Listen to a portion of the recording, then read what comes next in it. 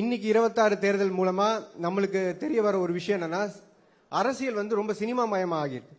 அதாவது ஒரு ஒரு நடிகர் மேல இருக்கிற மோகத்துல மிகுந்த, அதாவது நடிகர் மேல, அதாவது சினிமடைசேஷன் ஆஃப் பாலிடிக்ஸ் சொல்லுவாங்க. இது ஒரு ரொம்ப டேஞ்சரஸான ட்ரெண்ட். அதாவது ஒரு திரையில ஒரு நடிகர் மக்களுக்கான ஒரு குரலாகவும், மக்கள் பிரச்சனையை எடுத்து நடத்துற ஒரு குரலாகவும் இருந்து இந்த அனாலிசிஸ் நமக்குள்ள பண்ணிக்கலாம். இப்போ நம்ம அடுத்து என்ன செய்யணும், மாணவர் சங்கம் என்ன செய்ய போறீங்க? ஏன்னா இந்த தேர்தலில், அனைவருக்கும் வணக்கம். இந்த தேர்தலில் ரெண்டு கட்சி மட்டும்தான் தலை நிமிர்ந்து கொண்டிருக்கிறது. ஒன்று ஆளும் கட்சி தாவேகா, 2 பாட்டாளி மக்கள் கட்சி.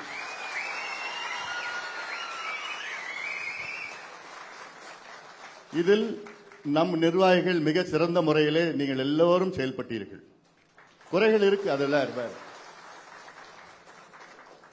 அதில் தேர்தலுடைய கருத்துக்கள், கணிப்புகள், புள்ளி விவரங்கள்லாம் அதெல்லாம் நமக்குள்ள நம்ம பேசிட்டு இருக்கலாம். இன்னைக்கு நம்ம அடுத்தது என்ன செய்ய போறோம்? களத்தில் நம்ம இன்னைக்கு மிகப்பெரிய சக்தி இன்னைக்கு பாட்டாளி மக்கள் கட்சி தமிழ்நாட்டில்.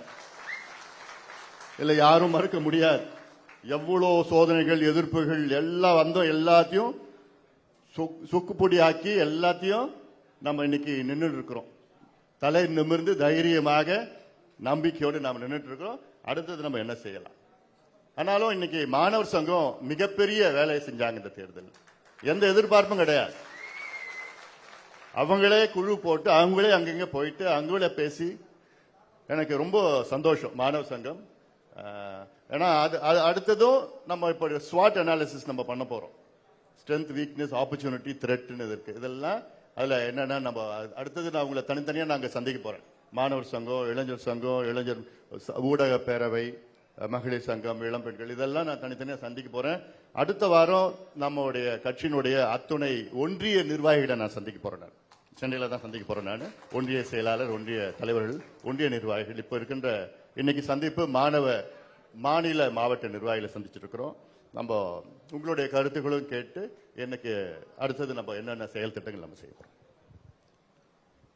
ஸோ இப்போ இந்த பாப்புலர் பாலிடிக்ஸ், சினிமா மேல இருக்கிற மோகத்துல போட்ட அந்த ஓட்டு, அரசியல் நகர்வு, இதெல்லாம் ரிவர்ஸ் ஆகணும்னா காலேஜ், கல்லூரி கேம்பஸஸ்ல இளைஞர்களுக்கு அரசியல் சார்ந்த விவாதங்கள், அதாவது பொலிட்டிக்கல், இளைஞர்கள் வந்து பொலிட்டிக்கலா பார்ட்டிசிபேட் பண்ணும், விவாதங்கள் சார்ந்த அரசியல் நோக்கி போகணும். ஸோ ஆகையால் இந்த கூட்டத்தின் வாயிலாக தலைவர்கிட்ட ஒரு சின்ன வேண்டுகோள். கல்லூரி, அதாவது தமிழ்நாடு பூரா இருக்கிற கல்லூரி துணைவேந்தர்களுக்கு ஒரு அறிக்கை மாதிரி நீங்க விட்டீங்கன்னா ரொம்ப நல்லா இருக்கும். ஏன்னா இன்னைக்கு கல்லூரிகள்ல மாணவர் சங்கம் வந்து அன்அபிஷியலா ஒரு மறைமுகமா தான் செயல்பட்டு இருக்கு, அபிஷியலா இல்ல. கல்லூரிகள்ல மாணவர் சங்கம், மாணவர் அமைப்பு உருவாகிறது மூலமா பொலிட்டிக்கல் பார்ட்டிசிபேஷன் அமாங் யூத் ரொம்ப அதிகமாகும். அது மூலமா ரொம்ப யோசிச்சு முடிவெடுக்கிற ஒரு நிலைமைக்கு இளைஞர்கள் வருவாங்க. ஸோ அதை ஒரு வேண்டுகோளா வைத்துக் கொள்கிறேன். இறுதியாக இனி வரும் காலங்களில் இளைஞர் கையில் தான் அரசியல் இருக்கிறதுனால மாணவர் சங்கத்துக்கு, அதே வேளையில இந்த தேர்தல் உடைய முடிவுகள், இப்போ நம்முடைய பொதுச் செயலாளரும் பேசுறப்ப சொன்னார், சுனாமின்னு சொன்னார். அது எந்த சுனாமியும் கிடையாது. நான் பேசுறப்போ நான் சொல்றேன் அதெல்லாம். ஏன்னா அதுல புள்ளி விவரங்கள்லாம் நிறைய இருக்கு சொல்லணும்னா. இது நமக்கு மிகப்பெரிய ஒரு வாய்ப்பு. இப்போ நம்மளுடைய முயற்சி கடந்த காலத்தில் எடுத்து எத்தனையோ முயற்சி எடுத்தோம். நம்ம முயற்சி என்னன்னா, இளைஞர்கள் அரசியல்ல வரணும், இளைஞர்கள் அரசியல்னா என்னன்னு தெரிஞ்சுக்கணும்.